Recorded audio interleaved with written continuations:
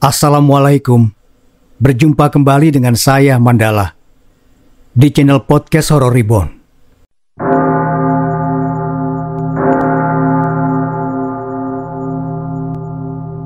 Bang, kamu yakin gak mau bilang dulu sama Kang Rusdi masalah tanah dan rumah ini? Tanya Narti pada suaminya. Lelaki yang telah membersamainya selama 20 tahun itu menoleh. Ia menghela napas berat. Enggak, Nar. Biar nanti-nanti sajalah. Toh bapak juga masih hidup, jawab Taslim. Justru itu bang, selagi bapak masih ada, biar semua jelas, jangan sampai biar ini menjadi urusanku saja. Kamu jangan terlalu memikirkan masalah ini, tegas Taslim seraya berlalu.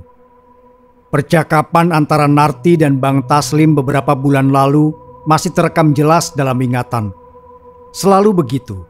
Bang Taslim menganggap remeh tentang hal apapun. Jika Narti mengingatkan, justru dianggap ikut campur tentang urusannya. Padahal, Narti hanya tidak ingin semua ini menjadi kesalahpahaman di kemudian hari. Benar saja, 2 bulan setelah itu, bapak mertua Narti meninggalkan mereka untuk selamanya. Penyakit diabetes yang menjadi penyebabnya. Sebelum beliau wafat, Narti dan Bang Taslim yang mengurus dan merawatnya. Kang Rusdi, kakak Taslim dan istrinya hanya sesekali menengok keadaan bapaknya. Namun entah kenapa, setelah kepergian bapak mertua, mereka malah sibuk meminta tanah dan rumah yang saat ini ditempati Taslim dan Narti. Bang, aku sudah pernah bilang kan, ajak Kang Rusdi menemui bapak dulu, biar semua jelas bahwa bapak memberikan tanah dan rumah ini untuk kita. Amarah yang sudah Narti tahan akhirnya meledak juga karena sudah hilang kendali. Taslim hanya diam, duduk di kursi ruang depan seraya menunduk. Entah apa yang ia pikirkan, sedangkan Narti mondar-mandir tak jelas di hadapannya. Bang, panggil Narti. Sontak ia mendongak. Narti menyelami manik mata lelaki itu. Abang gak bohong kan tentang semua ini? Tanya Narti ragu. Kedua bola mata Bang Taslim membulat, seakan tak percaya dengan pertanyaan Narti. Wajahnya memerah, hidungnya kembang kempis bersamaan dengan nafasnya yang memburu. Baru saja mulutnya ingin menjawab pertanyaan Narti, lengkingan suara Kang Rusdi memenuhi ruangan yang tak seberapa ini. Kakak ipar Narti itu beserta istrinya mencak-mencak tidak percaya dengan apa yang dikatakan Bang Taslim tempo hari. Entah untuk apa mereka meminta rumah yang kecil ini. Jelas-jelas rumah mereka sudah jauh lebih baik. Lebih mengejutkan lagi, Kang Rusdi meminta Taslim untuk melakukan sumpah pocong yang menurut Narti tak main-main risikonya. Narti semakin tak percaya saat Bang Taslim menyanggupinya. Terlebih Narti belum mengetahui suaminya itu berbohong atau tidak. Sudahlah pak, jangan lakukan sumpah-sumpah segala, kata Siwi memohon kepada bapaknya. Yang terpenting Allah tahu keluarga kita gak melakukan apa yang mereka tuduhkan, lanjut Siwi terus membujuk bapaknya. Justru karena kita gak melakukannya Siwi, kita buktikan lewat sumpah ini, ucap Pak Taslim berapi-api. Tapi pak, sudah malam, tidurlah. Pak Taslim berlalu masuk ke kamarnya. Siwi menatap punggungnya hingga menghilang di balik pintu tripleks yang sangat tipis. Masih teringat jelas dalam benak Siwi bagaimana Pak De Rusdi dan Bude Rani memaki orang tuanya siang tadi. Mereka menginginkan tanah yang sekarang ini mereka tempati. Padahal dulu ketika kakeknya masih ada, Pak De dan Budenya tak mempermasalahkan apapun. Baru 1 minggu setelah kepergian kakek, mereka ribut soal hak waris. Cukup miris memang. Mereka menuduh bapaknya telah berbohong perihal tanah yang diwariskan kakek untuknya. Pak De Rusdi meminta bukti untuk itu. Namun sayangnya, tak ada hitam di atas putih. Mana buktinya, Lim? Pak De Rusdi berteriak lantang. Sarla adik Siwi yang baru berusia 4 tahun sampai kaget dibuatnya. Kang, aku gak ada bukti. Tapi demi Allah, aku gak bohong, balas Taslim. Halah, alasan saja kamu. Pasti ini semua cuma akal-akalan kalian berdua kan? Bude Rani ikut menimpali. Ya Allah Mbak Yu, kami nggak bohong. Siwi melihat ibunya sudah menangis. Jelas saja hati mereka terasa sakit. Pokoknya aku mau tanah ini dibagi dua, atau kalian pindah, ucap Rusdi. Pindah kemana, Kang? Aku nggak punya tanah lain lagi, tanya Taslim. Bukan urusanku. Yang jelas tanah ini harus dibagi dua, jawab Rusdi dengan sengit. Kang, kalian sudah punya harta banyak, rumah pun sudah sangat layak. Lihatlah tempat ini, hanya bangunan reot yang kapan saja bisa roboh. Apa yang kau irikan, Kang? Aku semakin yakin jika kalian berdua telah membohongiku perihal bapak yang mewariskan tanah ini untuk kalian. Kang, istighfar. Begini saja, kita lakukan sumpah pocong. Sumpah pocong? Iya, kita buktikan apakah perkataanmu benar atau tidak. Orang tua Siwi saling berpandangan. Ketakutan jelas terpancar dari wajah wanita yang telah melahirkannya itu. Ibu Siwi menggeleng lemah. Jangan bang, gak usah. Jelaslah tak berani. Kalian kan cuma bohong, Bude Rani berucap sinis. Taslim, bapaknya Siwi yang mendengar hal itu, tersulut emosi. Baiklah, kita lakukan sumpah pocong itu. Bang, cegah Narti. Gitu dong. Kita lakukan besok siang di masjid. Semua keperluan biar aku yang urus. Kalian mana mampu, sahut Pade Rusdi dengan senyum mengejek. Ayo Bu, kita pulang. Pade Rusdi itu pun melenggang dengan angkuh, diikuti istrinya.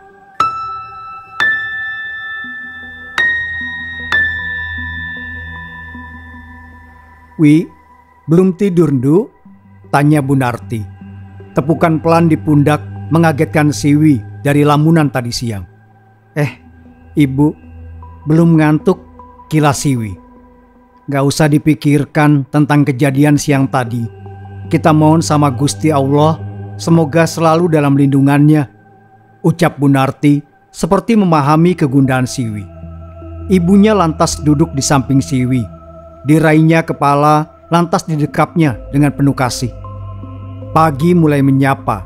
Sinar matahari menerobos masuk melalui celah ventilasi. Du, gak kerja toh? Tanya Bu Narti membuka pintu kamar. Diikuti Sarla yang tergopoh menuju ke arah Siwi. Enggak Bu, aku udah izin gak masuk hari ini, jawab Siwi. Siwi pun menoel pipi Sarla dan dia pun tertawa khas balita. Bu Narti mendekat dan duduk di bibir ranjang. Kenapa, Ndu? Kamu baru masuk berapa hari loh? Masa udah gak masuk? Tanya Bu Narti. Bu, aku kepikiran Bapak, jawab Siwi pelan. Ya sudah, terserah kamu aja, ucapnya seraya mengelus rambut Siwi. Siwi tersenyum, walau sejujurnya merasa sangat takut. Meskipun bapaknya benar, namun tak mungkin juga mereka tak melakukan sesuatu. Sarapan aja yuk, ajak Bu Narti. Iya Bu. Siwi mengekor di belakang ibunya. Selesai sarapan, mereka hanya duduk di kursi ruang depan yang tak begitu luas. Cat di dinding yang mulai mengelupas, lantai yang masih berupa semen, bahkan atap pun bocor di mana-mana jika hujan turun. Berbeda sekali dengan rumah Pak D. Rusdi, yang bangunannya terlihat begitu megah dari luar. Tapi entah mengapa, mereka masih menginginkan tanah yang tak seberapa ini. Jarum jam sudah menunjuk angka 11 siang. Mereka pun bersiap-siap untuk ke masjid. Dengan jantung berdebar, Siwi melangkah mengikuti bapak dan ibunya yang menggendong Sarla. Dari jarak 5 meter, sudah terlihat kerumunan warga yang ingin menyaksikan hal yang jarang sekali terjadi ini. Siwi berlari mendahului ibu dan bapaknya dan berdiri menghadap keduanya. Pak, apa Bapak yakin dengan keputusan ini? Tanya Siwi dengan mata memanas. Cinta pertamanya itu menatap Siwi dalam. Lantas kedua tangannya menyentuh bahu Siwi. Bapak yakin, Du.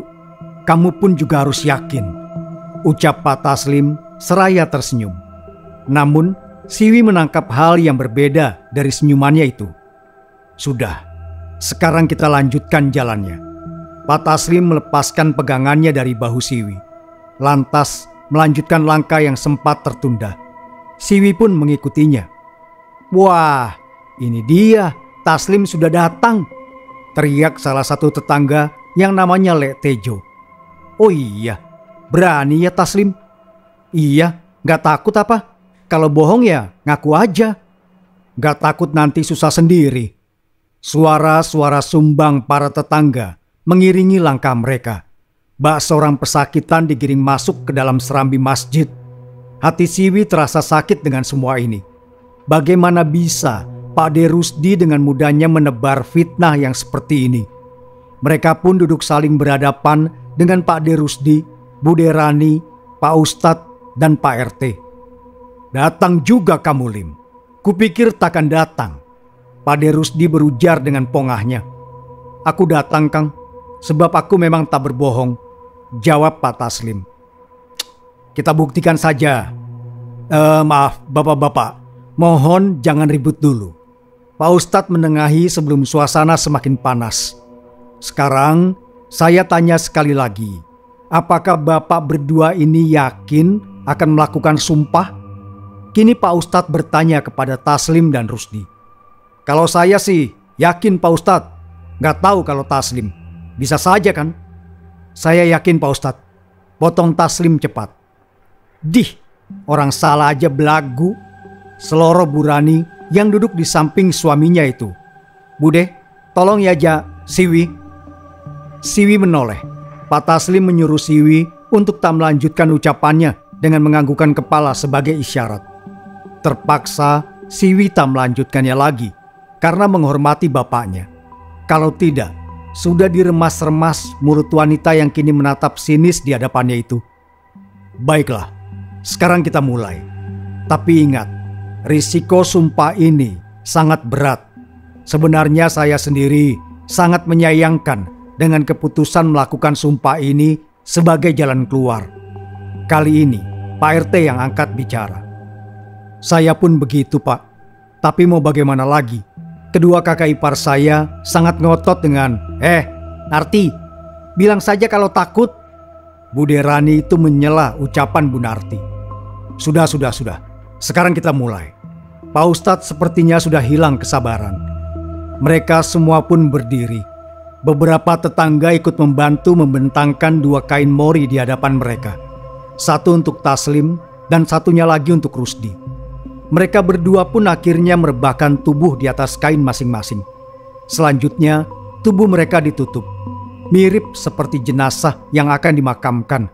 Bedanya, tali hanya melilit di bagian leher dan ujung kepala. Bagian wajah dibuka agar mereka bisa mengucapkan sumpah dari mulut mereka masing-masing.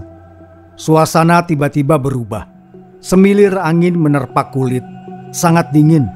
Cuaca yang semula panas terik kini mendung telah menggelayut manja di atas sana. Para tetangga yang menyaksikan pun tak ada yang berani bersuara. Siwi melirik ibunya yang berdiri di samping. Wajahnya sendu, memerhatikan suaminya yang tengah memperjuangkan kebenaran. Siwi mengelus rambut Sarla yang tertidur dalam gendongannya. Bu Narti lantas menoleh dan tersenyum. "Sekarang Pak Rusdi silahkan mengucapkan sumpahnya." Pak Ustadz yang kini duduk di antara kepala Pak Taslim dan Pak De Rusdi berucap, sembari membawa Al-Quran yang diletakkan di atas kepala Pak De Rusdi. "Saya Rusdi bin Samsul bersumpah bahwa apa yang saya tuduhkan kepada Taslim adik saya adalah benar. Jika saya salah, saya bersiap menanggung akibat dari sumpah saya ini."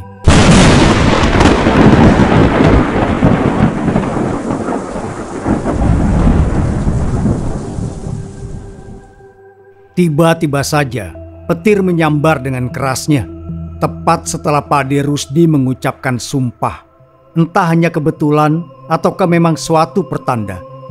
Sekarang giliran Pak Taslim. Pak Ustadz pun meletakkan Al-Quran di atas kepala Pak Taslim. "Saya, Taslim bin Samsul, bersumpah bahwa apa yang dituduhkan Kang Rusdi, kakak saya, adalah tidak benar. Jika saya salah, saya siap menanggung akibat dari sumpah saya ini."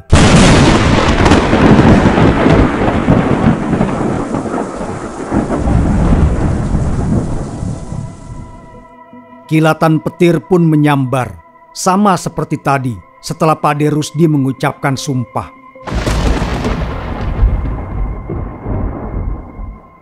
Petir masih menyambar-nyambar di atas sana. Angin bertiup dengan sangat kencang. Para tetangga pun akhirnya memilih untuk membubarkan diri. Hanya beberapa yang masih tinggal. Setelah ritual selesai, mereka semua memutuskan untuk pulang ke rumah masing-masing. Tak ada kejadian yang aneh. Semua berjalan normal seperti biasa. "Pak, Bapak!" teriak Siwi dari dalam kamar. Jeritan Siwi mengagetkan Bu Narti yang sedang ada di dapur. Dia pun bergegas masuk ke kamar dan mendapati tubuh suaminya tak terkendali. Pak Taslim meracau, matanya melotot, tubuhnya berkeringat. Siwi dan ibunya panik, tidak tahu harus berbuat apa. "Pak, istighfar Pak," ucap Siwi di telinga Pak Taslim. "Bang, kenapa lagi?" teriak Bu Narti yang merasa lelah dengan semuanya. Tubuh Bu Narti merosot. Siwi memeluk tubuh ibunya, mencoba menenangkan. "Siwi, Siwi, Narti, Narti!" Terdengar suara beberapa tetangga memanggil. Pastilah karena tadi mereka mendengar suara gaduh dari rumah Bu Narti. Siwi beranjak membuka pintu depan. "Narti, kenapa? Aku tadi dengar suara teriak-teriak dari sini. Ada apa ini?" tanya seorang tetangga. Bu Narti hanya mengarahkan pandangan pada Taslim, suaminya yang kondisinya masih sama seperti tadi. "Panggil Pak Ustadz saja," saran tetangga yang bernama Pak Ali. Apa ini ada kaitannya dengan sumpah itu ya? Apa jangan-jangan..." Suara-suara sumbang memenuhi indera pendengaran Bu Narti hingga membuatnya semakin terpuruk. Tak lama kemudian, Pak Ustadz pun datang. Beliau menyuruh semuanya untuk keluar. Entah apa yang dilakukannya. Yang jelas, Pak Taslim kini kembali tenang. Saat keluar dari kamar, Pak Ustadz buru-buru pergi karena memang sedang ada keperluan yang mendesak. Begitupun dengan para tetangga. Mereka pulang ke rumah masing-masing. Saat hendak melangkah keluar, Bu Narti mendengar isakan kecil dari kamar Siwi. Segera ia memutar arah dan melangkah mendekati Siwi. Bu Narti melihat Siwi tengah membenamkan wajah di atas bantal. Bahunya sedikit terguncang. Bu Narti mengusap lembut rambut putrinya itu. "Bu, apa Bapak bersalah sehingga mendapat hukuman yang seperti ini?" tanya Siwi masih terisak. Lidah Bu Narti terasa keluh mendapat pertanyaan ini dari Siwi. Belum lagi sempat memikirkan jawaban, Bu Narti dan Siwi dikejutkan suara dari luar. "Narti! Narti!" Bu Narti bergegas melangkah ke depan dan membuka pintu. Rupanya yang datang adalah Pade Rusdi dan Bude Rani. "Kenapa lagi Taslim?" tanya Pade Rusdi begitu pintu terbuka. "Itu tadi kumat kayak kemarin, Kang," jawab Bu Narti. "Kualat mungkin, secara kan dia bohong," seloroh Mbak Rani, istri Pade Rusdi. "Sekarang gimana keadaannya?" tanya Kang Rusdi. "Sudah agak baik kan, Kang?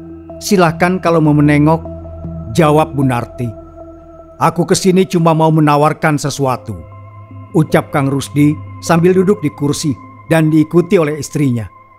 "Menawarkan apa Pak De?" Tiba-tiba Siwi keluar dari kamarnya dan ikut bergabung dalam obrolan itu. "Aku mau menawarkan untuk membantu Taslim agar bisa sembuh. Aku mempunyai seorang teman yang sepertinya bisa membantu menyembuhkan penyakit aneh Taslim. Kalau soal biaya, biar nanti aku yang urus," sahut Pade Rusdi. Bu Narti menimbang-nimbang tawaran dari kakak suaminya itu. "Ya sudah, aku pamit dulu. Kabari saja kalau kalian setuju," ucap Rusdi sambil melangkah keluar bersama istrinya. "Iya Kang," sahut Bu Narti.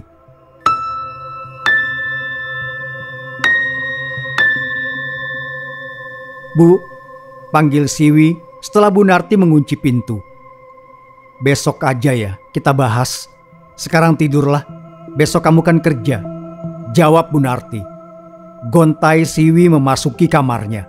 Bu Narti yakin putrinya itu tidak akan bisa tidur nyenyak memikirkan tawaran tadi. Bu Narti merebahkan tubuhnya di samping Taslim. Tanpa terasa, air matanya keluar dari sudut netranya. mengingat kejadian beberapa hari ini yang sangat membuatnya terpukul. "Maafkan aku, Bang, jika aku tak percaya denganmu setelah semua ini," bisik Bu Narti pelan. Tiba-tiba, Bu Narti dikejutkan dengan suara yang terdengar dari samping rumah. Bau tak sedap pun juga menguar dalam ruangan itu. Bu Narti bangkit dari pembaringan, penasaran dengan suara yang didengarnya barusan. Dengan perlahan, kakinya melangkah hingga sampai depan pintu. Bulu kuduknya meremang, mendadak ia ragu untuk keluar. Bu Narti mengusap tengkuk beberapa kali, hingga akhirnya memutuskan untuk keluar juga. Angin menerpa wajahnya begitu pintu dibuka. Bau tak sedap pun semakin menyengat. Bu Narti terus melangkahkan kaki menuju samping rumah. Dengan jantung berdebar, Bu Narti melongok melihat ada apa di sana. Sedikit menyipitkan mata, ia melihat siluet bayangan putih tampak melompat-lompat. Dia kembali melangkah mendekat. Mata Bu Narti membulat. Nafasnya pun tercekat, menyadari apa yang ada di hadapannya sekarang. Sosok itu belum menyadari kehadirannya karena posisinya membelakangi Bu Narti. Mulut seakan terkunci. Tulang-tulang serasa kaku tak bisa digerakkan. Sepersekian detik, sosok itu berbalik yang otomatis membuat mereka berhadapan. "Pocong!" lirih Bu Narti. Sosok itu menyeringai mengerikan, membuat Bu Narti semakin gemetar. Bahkan keringat sebesar biji jagung sudah membasahi tubuhnya. Tanpa aba-aba, sosok itu lekas membuka mulut. Melihat itu, Bu Narti segera berbalik dan berlari menjauh. Bu Narti menutup pintu rumah dengan kasar. Irama detak jantungnya sudah tak beraturan. Tubuhnya merosot di depan pintu. Kejadian barusan benar-benar membuatnya syok.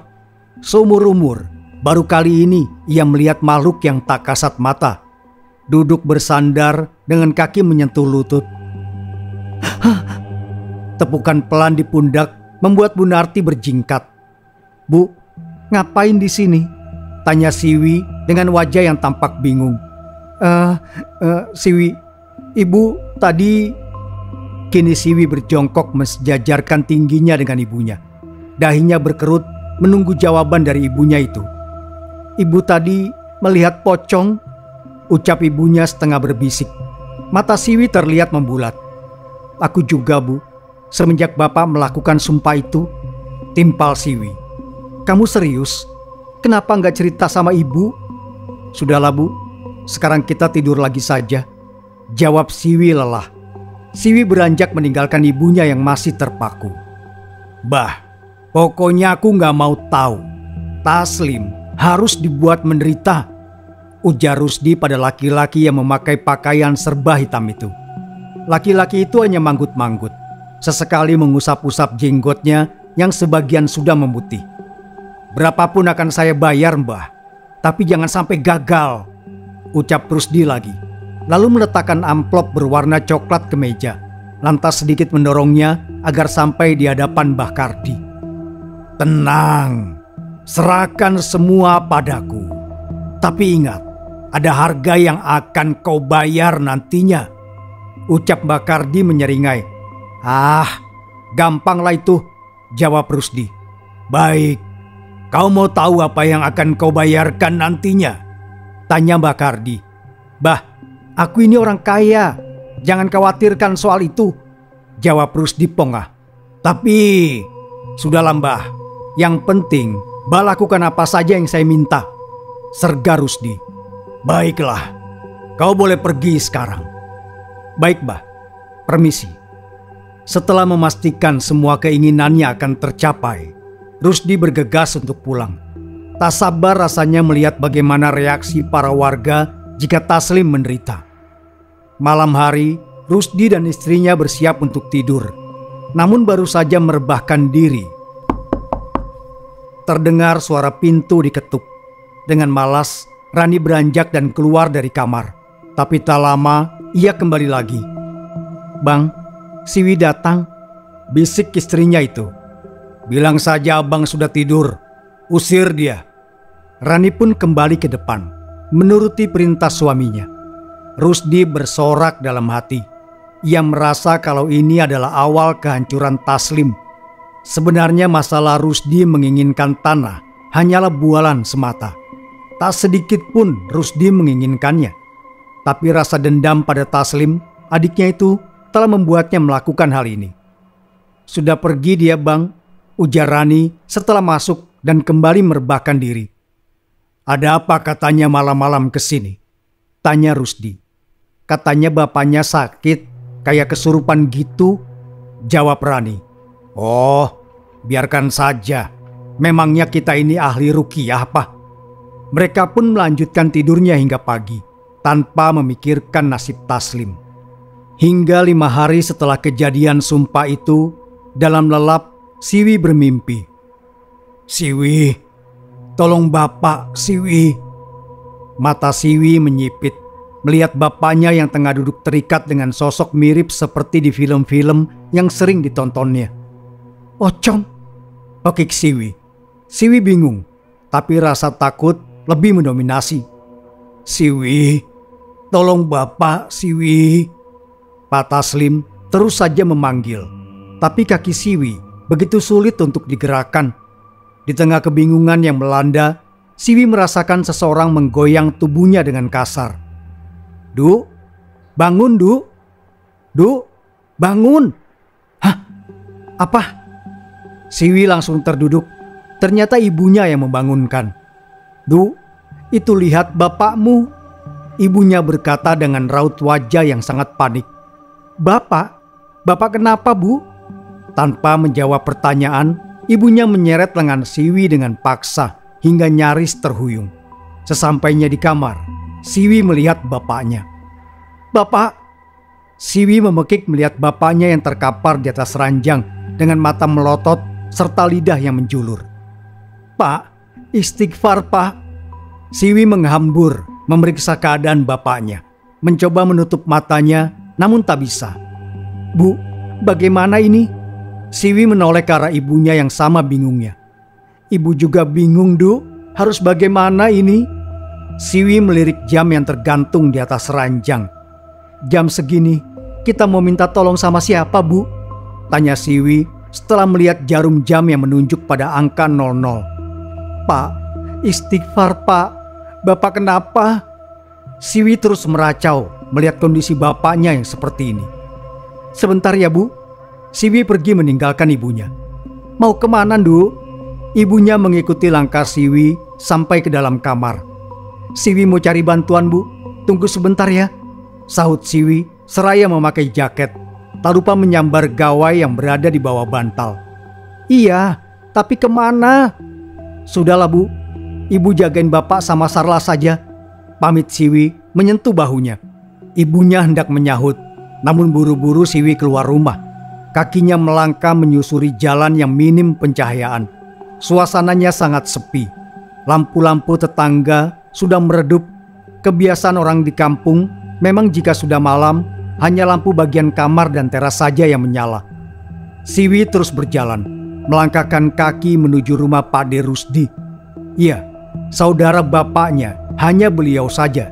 Dan Siwi pikir Pak De-nya itu pasti mau membantu. Seperti dulu ketika almarhum kakek masih hidup. Setelah beberapa menit berjalan, Siwi sudah sampai di rumah besar Pak De Rusdi. "Assalamualaikum Pak De," panggil Siwi dengan mengetuk pintu beberapa kali. "Pak De." Hening, masih belum ada jawaban. "Pak De." Siwi tidak putus asa, terus memanggil dengan suara yang lebih keras lagi. "Pak De." "Ya, sebentar." Akhirnya terdengar sahutan dari dalam, disusul dengan derap langkah yang semakin mendekat. "Bude," sapa Siwi ramah. Bude Rani hanya menatapnya dari atas sampai bawah, lalu melongokkan kepala mencari sesuatu. "Bude, kamu ngapain malam-malam kesini? Sendirian lagi?" tanyanya sedikit ketus. Itu Bude. Pak De ada nggak ya?" "Ada, tapi sudah tidur." "Kenapa memangnya?" Bapak tiba-tiba nggak sadar Bude, seperti orang kesurupan." Bude Rani memicingkan mata. Terus Siwi balik bertanya karena bingung dengan tanggapan budenya barusan. Ngapain kamu kesini? Emang suami saya tukang nanganin orang kesurupan? Bukan gitu Bude, mungkin saja Pade bisa bantu. Gak bisa. Carilah ustadz atau apa buat nanganin bapakmu itu. Tapi belum sempat Siwi menyelesaikan kalimat, budenya sudah menutup pintu dengan keras. Ada apa ini? Kenapa sikap Pade dan Bude berubah? Liris Siwi memandangi pintu yang sudah tertutup itu. Saat Siwi berbalik, matanya seperti menangkap siluet bayangan putih melintas di depan rumah Pakde Rusdi. Seketika bulu kuduknya meremang. Apa ya itu tadi? Siwi coba melangkahkan kaki perlahan, menatap sekeliling. Tangannya tak berhenti mengelus tengkuk yang sudah terasa berat. Terdengar suara aneh dari belakang, membuatnya sedikit terperanjat. Dengan jantung berdebar, Siwi memberanikan diri menoleh. Matanya melotot melihat sesosok pocong dengan wajah mengerikan ada di sana. Sebagian hancur, bahkan belatung tengah menggeliat, menari di antara mulutnya. Tenggorokan Siwi tercekat, nafasnya pun tersengal. Sosok itu terus mendekat, bersamaan dengan langkah Siwi yang mundur secara perlahan. Dengan cepat, Siwi berbalik arah dan berlari sekuat tenaga. Tak peduli jika sosok itu mengejar. Deru napasnya sudah tak bisa dikendalikan lagi. Hingga sampai di depan rumah, pandangan ibunya terlihat cemas. "Du, kenapa lari-lari?" tanya Bu Narti. Siwi hanya menggeleng, lantas menarik tangan ibunya untuk segera masuk dan mengunci pintu.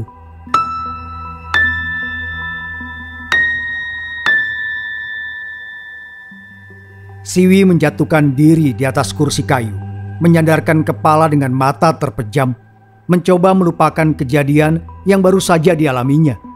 Bukannya lupa, bayangan sosok mengerikan itu semakin jelas saja. "Du, kamu tadi kemana?" tanya Bu Narti cemas. Pertanyaan ibunya membuat Siwi membuka mata. Ia bingung harus menjawab apa. Mana mungkin mengatakan yang sebenarnya. Belum sempat menjawab pertanyaan ibunya, terdengar teriakan dari kamar bapaknya. "Bapak!" Mereka sama-sama memekik dengan tergesa beranjak untuk melihat ke dalam. "Pak, ya Allah, Bapak kenapa?" Bu Narti menjerit melihat keadaan suaminya yang menggeliat dengan mata melotot. Mulutnya Tanti berteriak seperti orang ketakutan. "Pak!" Mbak Narti, buka pintunya Mbak, ada apa?" Tanpa pikir panjang, Siwi segera membuka pintu. "Siwi, ada apa?" "Iya, ada apa?" Ternyata Lek Tejo dan beberapa tetangga yang rumahnya dekat sudah berkerumun di depan pintu. Itu Bapak, coba saya lihat," sahut salah satu dari mereka dan menerobos masuk begitu saja. "Astagfirullah, kenapa sama kamu Lim?" Suara-suara prihatin menyambangi telinga Siwi. "Jangan-jangan karena sumpah yang kemarin ya?" celetuk Lek Tejo. "Lek, tolong ya, jangan bilang yang enggak tentang Bapak." "Ya, maaf Siwi, habisnya lihat kondisi bapakmu yang kayak gini. Ya sudah, saya panggilkan Pak Ustadz dulu ya." Tanpa menunggu jawaban, Lek Tejo melesat begitu saja. Hingga beberapa saat kemudian ia datang bersama Pak Ustadz. Entah apa yang dilakukan Pak Ustadz karena semua disuruh keluar.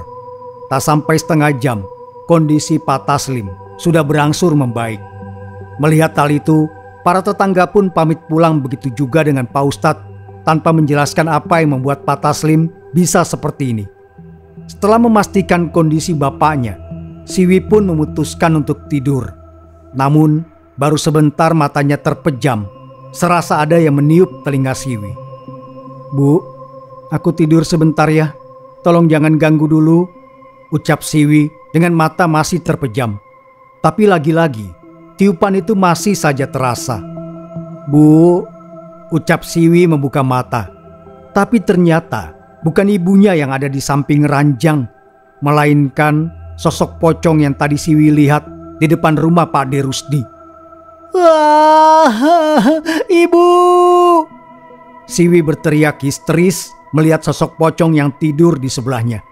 Refleks, Siwi bangkit dan tanpa pikir panjang menendang sosok itu hingga jatuh terguling. "Ibu!" "Siwi, ada apa, Ndu?"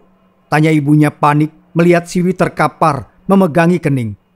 "Bu, itu ada Po," ucap Siwi menunjuk sosok yang tadi terguling dari atas ranjang. "Loh, kok nggak ada? Tadi di sini, Bu." "Apanya, Ndu?" "Itu tadi, Po." Mulut Siwi terasa terkunci. "Sudah, tidur lagi sana. Ibu juga ngantuk ini. Sebentar lagi Sarla bangun. Kamu hanya lelah, jadinya mimpi," ucap ibunya sambil berlalu meninggalkan Siwi. Perlahan, Siwi melangkah dan merebahkan diri kembali. Pagi hari itu, Rusdi sedang menikmati kopi hitam yang sangat nikmat di ruang tengah. Kenikmatan itu bertambah manakala istrinya, Rani, mengabarkan bahwa Taslim memang benar-benar mengidap penyakit aneh. "Bang, si Taslim beneran sakit loh," ujar Rani dengan menggebu-gebu. Ia baru saja pulang dari membeli sayur. "Jadi semuanya berhasil," seru Rusdi seketika. Tangan Rani yang mengeluarkan beberapa barang belanjaan terhenti. Ia mengerutkan kening dan menatap tajam ke arah suaminya. "Maksud abang apa?" tanyanya. Bukan apa-apa," kila Rusdi sedikit kikuk. "Tapi tadi abang bilang, abang ke rumah Taslim dulu ya," saut Rusdi sambil menyesap kopi hingga tandas dan segera berlalu dari hadapan Rani. Rusdi memang tidak memberitahu perihal rencananya. Tak memedulikan lagi suara istrinya yang terus memanggil, ia terus melangkah. Rusdi tidak mau satu orang pun tahu rencananya. "Bu, gimana keadaan Bapak?" tanya Siwi pada ibunya yang dengan sabar tengah mengelap sisa-sisa makanan yang menempel di sudut bibir suaminya. "Alhamdulillah, Ndu, tapi..." Ibu menggantung ucapannya seraya menunduk. "Tapi kenapa, Bu?" tanya Siwi cemas. "Bapak tiba-tiba gak bisa bicara," ucap ibunya lirih, namun masih bisa tertangkap oleh indera pendengaran Siwi. Kenapa bisa begini, Bu?" tanya Siwi panik. "Ibu juga gak tahu, Ndu," jawab Bu Narti sambil mendongak menatap Siwi. Tubuh Siwi luruh ke lantai, menatap tak percaya ke arah bapaknya yang kini tergolek tak berdaya. Duduk memeluk lutut, kedua lengannya tertumpu, lantas membenamkan wajah di sana. "Bu, apa ini ada hubungannya dengan sumpah kemarin? Kamu gak percaya sama Bapak, Ndu?" "Bukan gitu, Bu." "Mana bapakmu?" Suara lantang di pintu menghentikan aktivitas mereka. "Pak De, mana bapakmu?" ulangnya. "Ada di kamar, Pak De. Kenapa?" Pak De Rusdi masuk begitu saja tanpa mempedulikan pertanyaan Siwi barusan. "Pak De." Siwi mengikutinya, membawa serta Sarla kembali ke kamar Pak Taslim. "Kenapa kamu, Lim?" tanyanya begitu melihat kondisi adiknya. "Ini Kang, dia tiba-tiba gak bisa bicara," jawab Bu Narti seperti takut-takut. "Padahal kemarin gak apa-apa ya?" "Iya Kang, gak tahu kenapa." "Gak usah sok pura-pura gak tahu lah, Nar." "Maksudnya Kang?" "Ya jelas, pasti akibat sumpah kemarin." Bu Narti hanya diam menunduk. Terlihat tangannya gemetar. Siwi tak mampu berkata-kata lagi. Entah mana yang benar dan mana yang salah. Melihat ibunya yang hanya diam, membuat Siwi berpikir yang tidak-tidak dengan semua ini.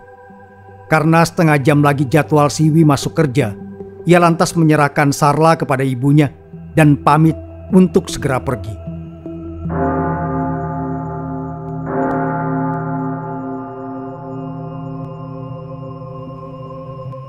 Terima kasih sudah mendengarkan. Wassalamualaikum warahmatullahi wabarakatuh. Sampai berjumpa kembali. Sapunyere pegat simpai, paturai patepang deui.